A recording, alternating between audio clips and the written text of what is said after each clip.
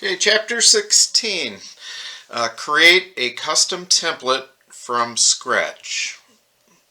Well, sort of from scratch. I'll show you what I mean by that here in a second. And, well, I guess I'll show you exactly what I mean by from scratch, or maybe from a little something, which IDOT, in addition to making available like complete templates, they also make available the individual components. So ultimately for this project, we'll use IDOT components that have already been created and feature definition set and all that good stuff.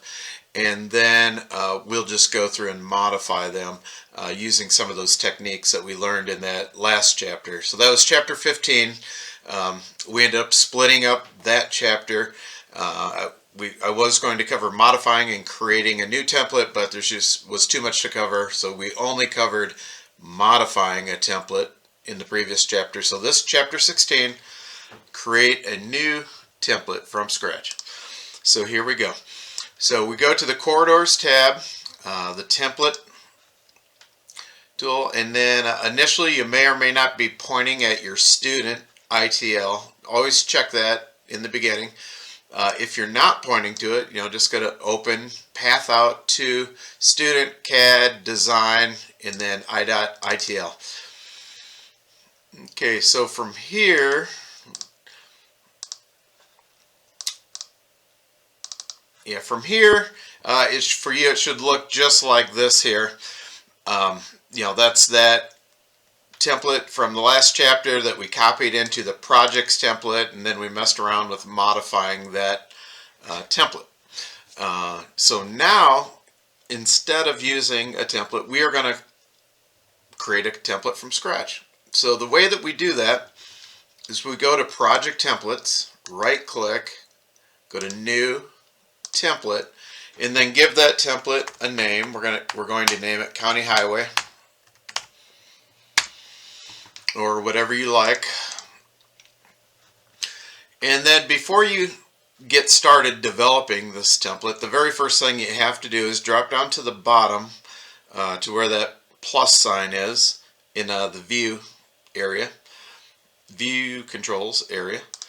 And then that's going to bring up this dialog called Dynamic Settings, and we're going to set those steps to 0.1. So what that does is this works different than like snapping in CAD. It's more like it just when you click somewhere close to where you want it to be, it's going to be in like 0.1 increments or whatever you set that to. And then again, if we're completely working from scratch here, one thing we can do here to help you out is to use the standard naming. And I would always recommend doing that just for consistency's sake, and it really gives you the benefit of when you use the standardized point naming that IDOT uses in their environment, then that automatically points to their feature definition in their environment, which is good.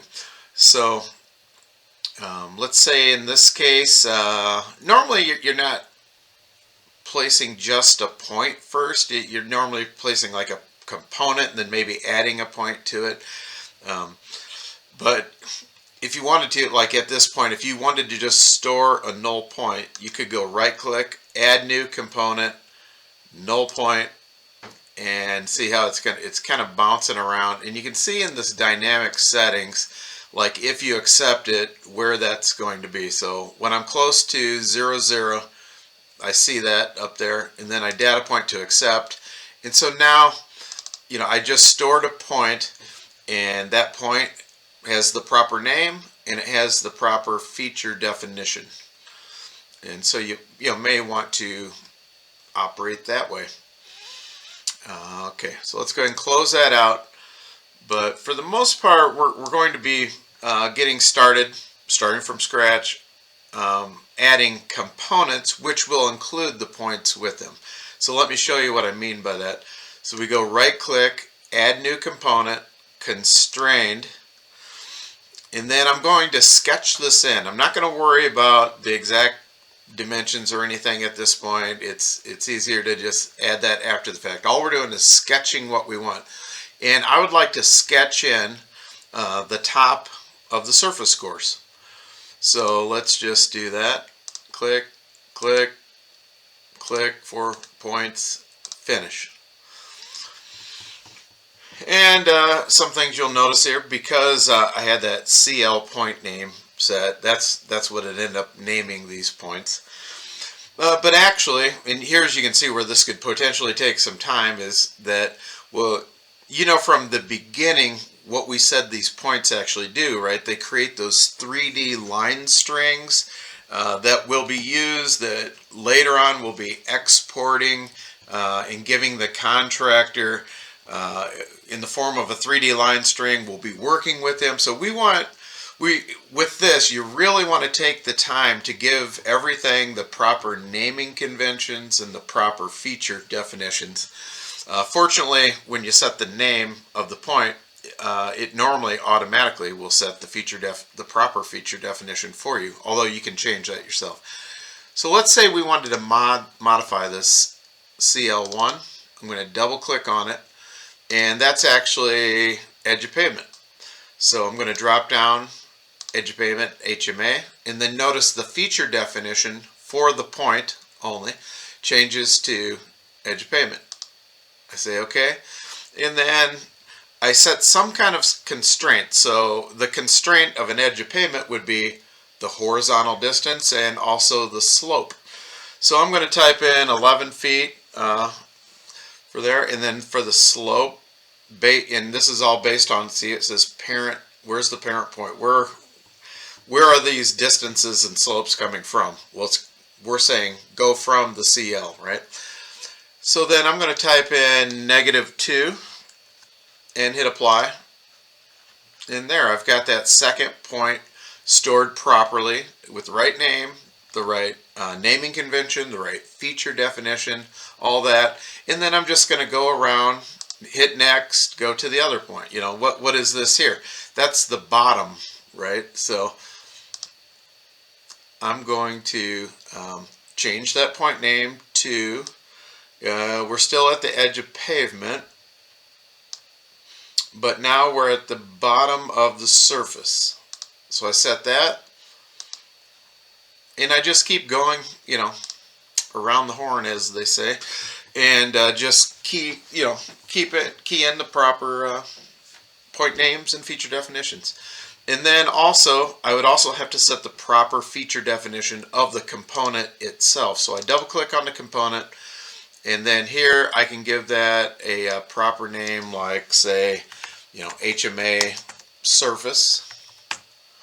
And in this case, I'll set the feature definition myself under roadway.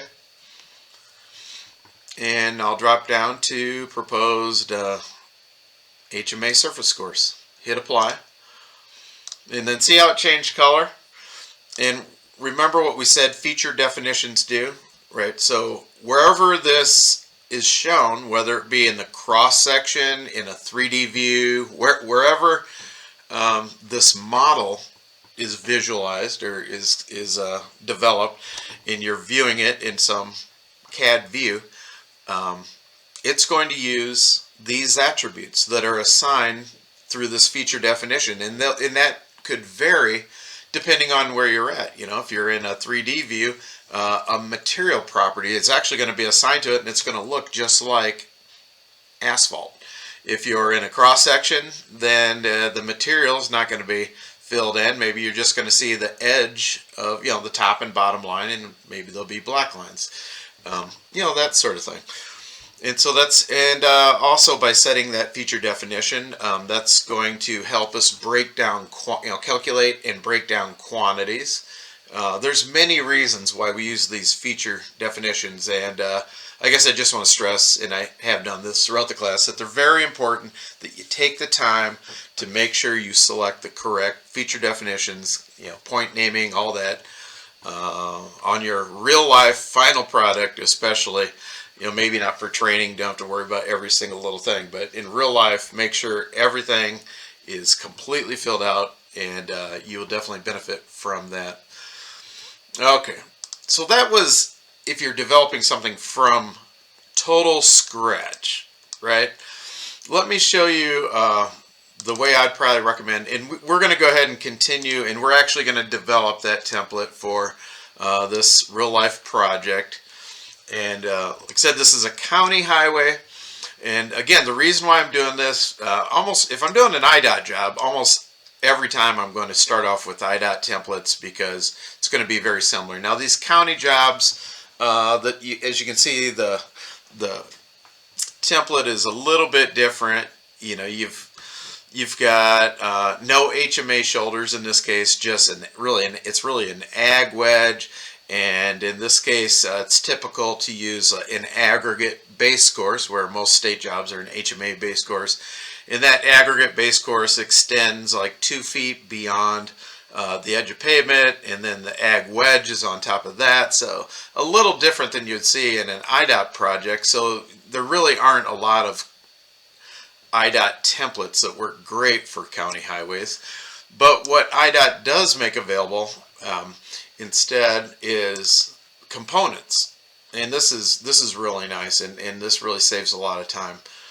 So this isn't going to be the whole template, it's just going to be the components within the template where the feature definitions are already set for you, and it's kind of sketched in the and about the format that you're going to want. So this is definitely a time saver. So let's go to IDOT standard components, and then pavement, proposed, HMA surface course, and then let's go ahead and copy that component.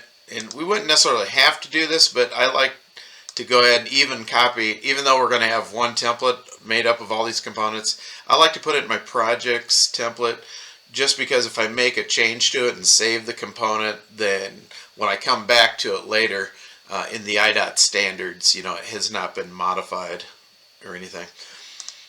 So let's do that, and we're going to drop the green point. That's the unconstrained constrained point, and I'm going to drop that at 0, 0.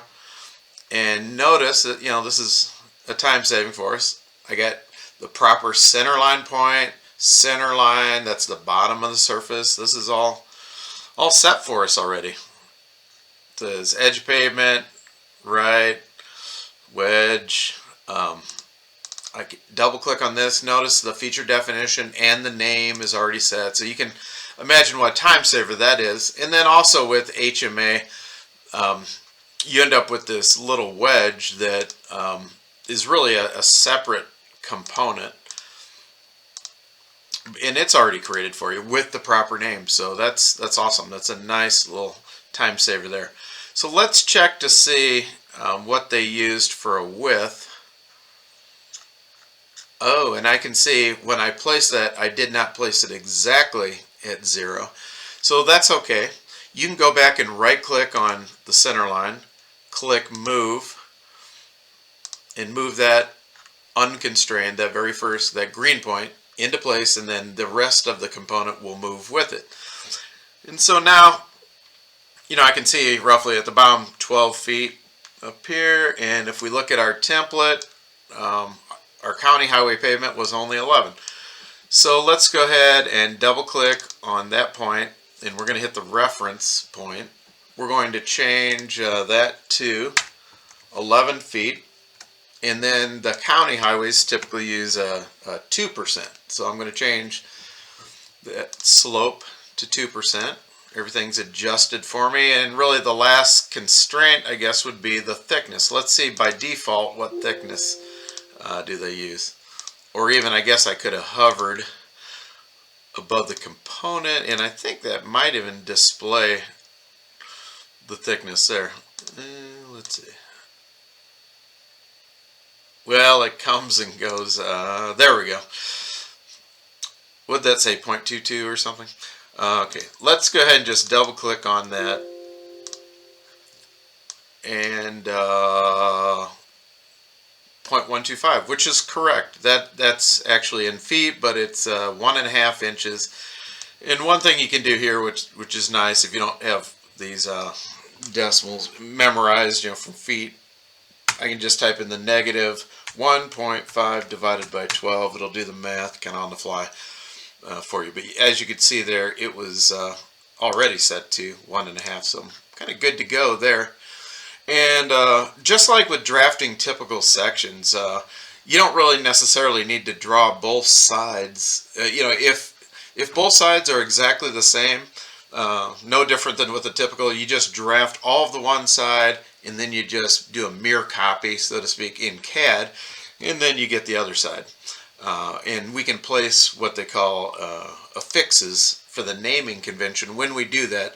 So we'll develop all of one side, we'll save that as a template, and then we'll come back and we'll replace the template, but we'll turn on apply affixes, and then that will it actually adds a 1 to everything on the left side. So then that kind of makes it easy for me to go in and clean this up at the very end. I'll rename, not completely rename, but I'll put an L in front of all the point numbers on the left and a right, R on all the point numbers on the right.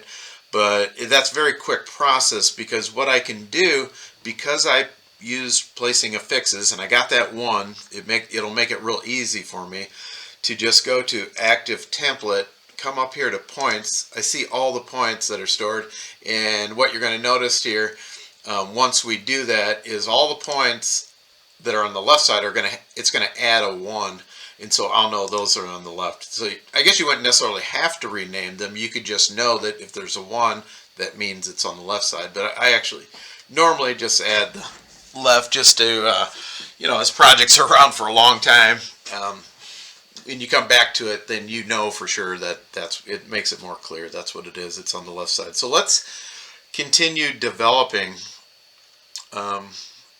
this project typical section.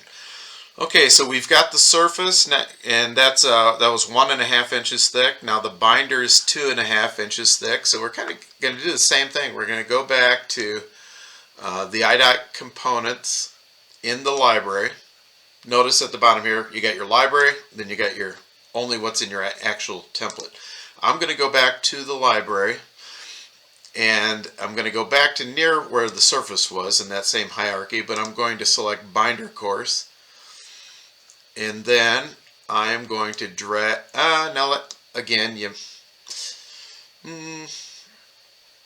yeah, I guess that would be fine. You don't necessarily have to copy it over. I'm just going to copy it right into the template now that I think about it. So let's go ahead and copy this in, and we're going to drag it, and we're going to drop it where? At the same location as the bottom center line of the surface course. And then I'm going to reset, or release. And when I do that, this is kind of nice, I believe it automatically merged the points. So I don't necessarily need 2 points stored at that exact same location. So sometimes you'll notice that you do place it there and you end up with 2 points at the same location, and then that may or may not be desired. And if it's not desired and you do have 2 points, you can always right click on that point and merge the 2 points. Well, I guess it's not giving me that option now because there's only 1 point, but I'll show you that later. But let's jump over here and we can say, well, wait a minute, this is not right, because by default we know that the IDOT is component's going to come in at what, a 1.5%. So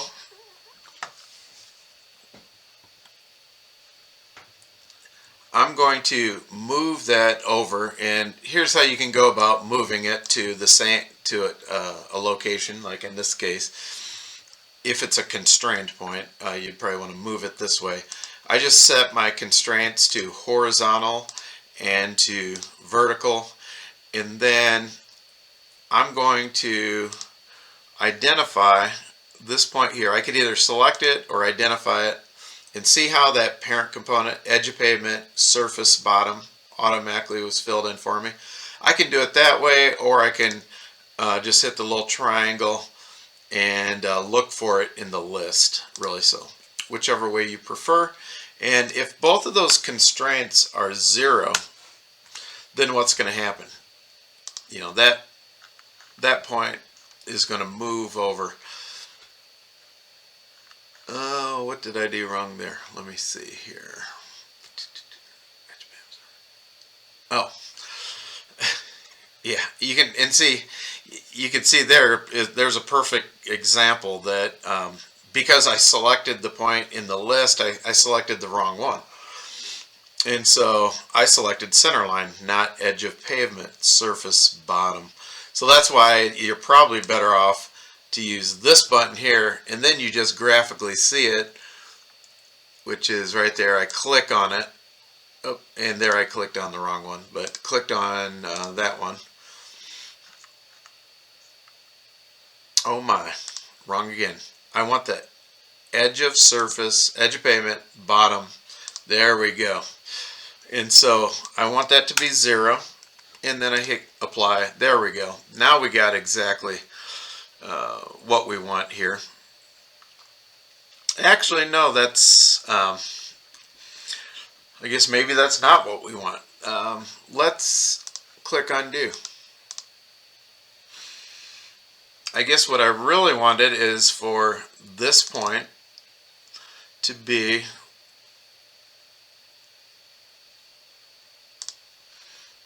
oh, that was a component. I want it to be, I want to come in at that point, right? So let's just click there, make both of those 0,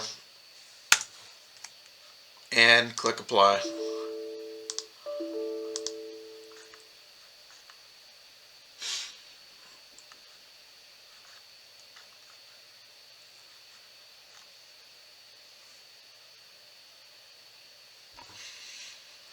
Okay, so it didn't like me doing that. So that's fine. This is probably good to do training this way. You're like, because when you do it, you'd be like, oh, why isn't it working? And so notice that, you know, even after you have some experience with this, you still get stuck in these situations where, you know, you just have to work yourself out of it. Or, you know, I could have just went undo, undo, undo, and then you know, you redo it. And you got to be persistent and just keep at it. And so we'll get back to it. Okay, so there we go. That's where we were. And then, all right, Bings, this is the edge of pavement. We will go back to the edge of pavement underneath the surface in this case. So horizontal, vertical. I'm going to click on that point, click on that point, 0, 0, apply. And then what I'll do here, now this is a good opportunity actually to show you what we're going to do here. We're going to go ahead and leave it like this, but to make that wedge correct as it, you know, would actually be, it'd be a little wider than the edge of pavement, and it would just continue there, right? So notice this, if I go to the component, I can right click on it and I can insert a point, and I'm going to just go up to there, to this other point at the edge of the wedge, accept that, click finish, and that looks good. But now I should probably go ahead and merge those points, right? We said we don't need 2 points at the exact same location. So I'm going to delete that top one because it does not have a feature definition assigned to it. So now I just have the red point. And the different colors mean, the red means it's fully constrained. Green means it's not, there's no constraints. And then yellow means that there's just one constraint. So what do we see here? That we're close, but we're not complete, you know, on our wedge. So how are we going to move this point to exactly where we want it to be? We need to, you know, constrain it in that way. So let's double click on that point. And as far as horizontally, we want that point to be, we could go with a vector offset. We think about this. If you were to extend this line until it intersects with this line, that's where we want it, right? So I'm going to go with a vector offset of this point to just below it, parent number 2 now, that point, a value of 0, so it's right on that line. And then how far do I want to extend this out? And again, I could use a vector offset for this also, because I could say I want that to extend from there to there. Actually, that's not going to work, because what you can see what's happening there, you can see that would be a circular reference, right? So let's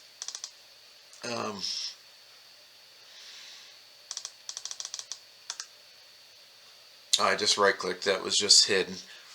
So I take that back. We are going to do a vector offset, but not there. Actually, what I wanted to do was a vector offset from this point at the center line at the bottom to this point, and now there's not a circular reference. So now when I click apply, I get the result that I want.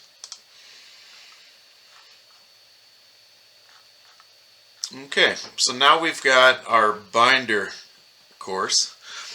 So what's next? I guess we could go ahead and add our ag base course. So I'm going to go back to that hierarchy, get out of HMA, go to aggregate base course. I'll drop the base course at the bottom of the binder. And then let's see what kind of default width it gave us and slope. And so looking at that typical section, we want the width to be, well, it's going to be 13 feet from the center line. So, there's multiple ways we could do this, right? You could say place it at 13 feet over, or the other option would be, say, just make it the same width as the ag shoulder.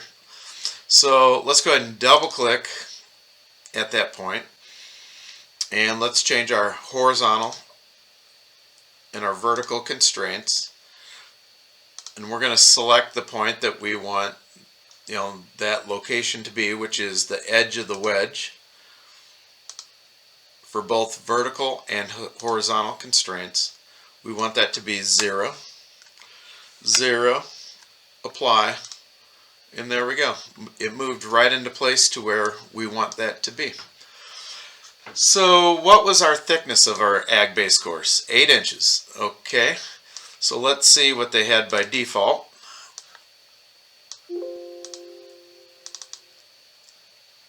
0.833, and that is not 8 inches. So we are going to set that to negative 8 divided by 12, which is 0.67, right?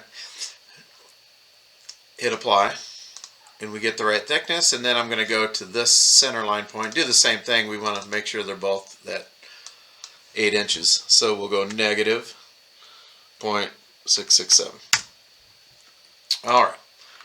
So now we've got the right side of our pavement complete. Now we can move on to our earth shoulder, and really I guess this is called an in condition branch, and this is kind of a special component.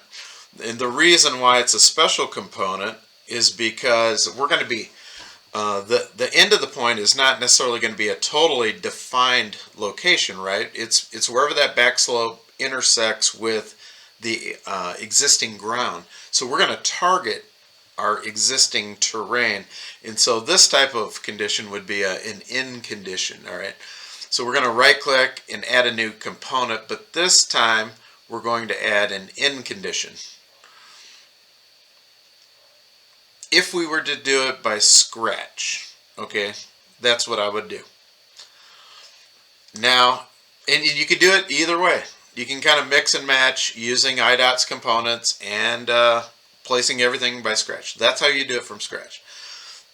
I'm going to go ahead and use IDOT's in condition. just because it saves me a little bit of time. And this particular template is strictly just a cut section. So I'm going to go to the cut slope ditches. It's a 2 foot wide situation, and it does have an earth shoulder. And the foreslope is a 1 to 3. Now all these are 3 feet deep, which is fine. We're actually going to change that, but that's plenty close enough for us. So we're going to grab this in condition, and we're going to place that at our edge of pavement. I probably should have zoomed in a little bit more so I could see that I'm definitely right there, but I know we are. And that looks great. The only thing is we're not really, for this county road, we're not calling for topsoil, so I'm going to go ahead and delete that component.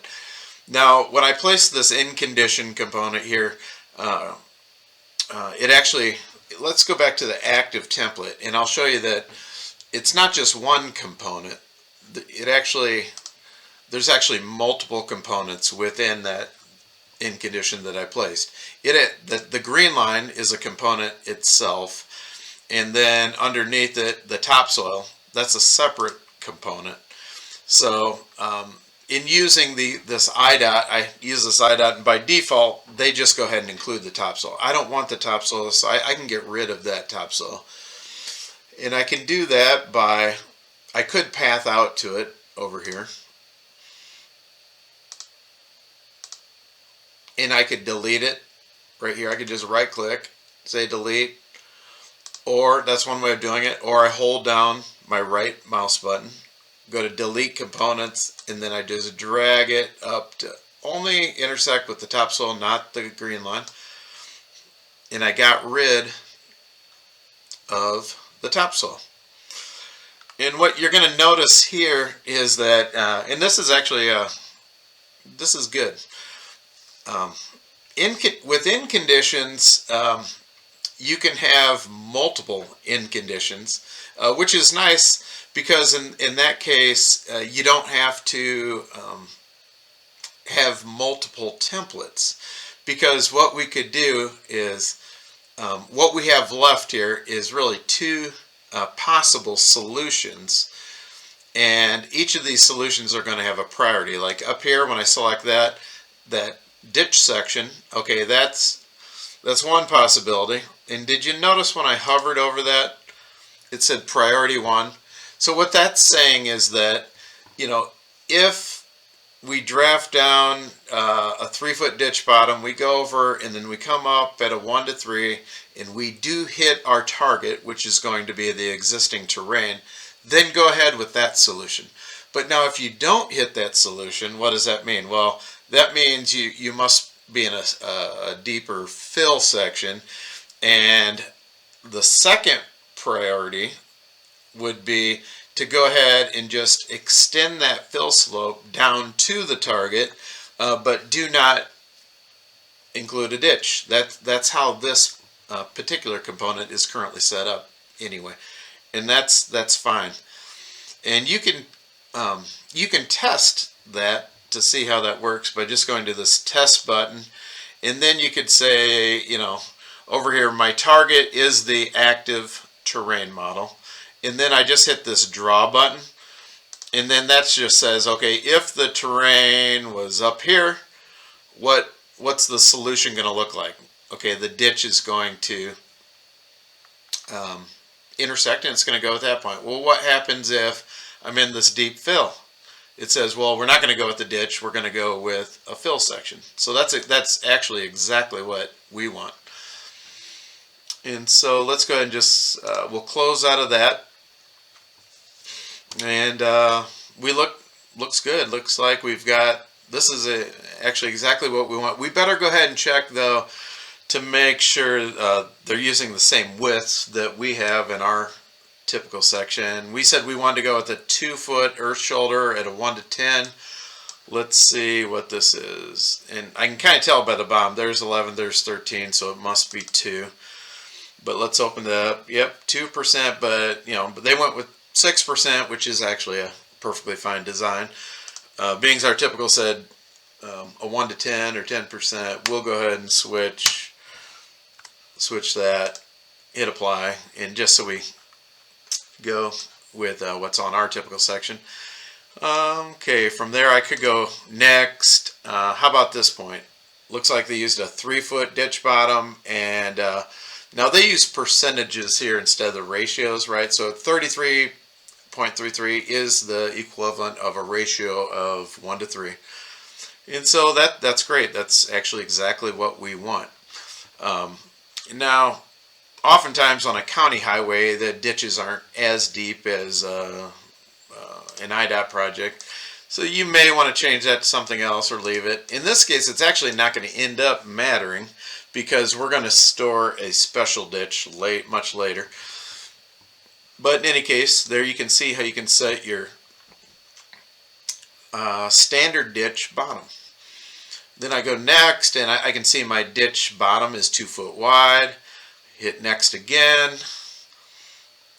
You know, I can see that fill slope is a 1 to 3. And then notice it dropped down here at 4 feet.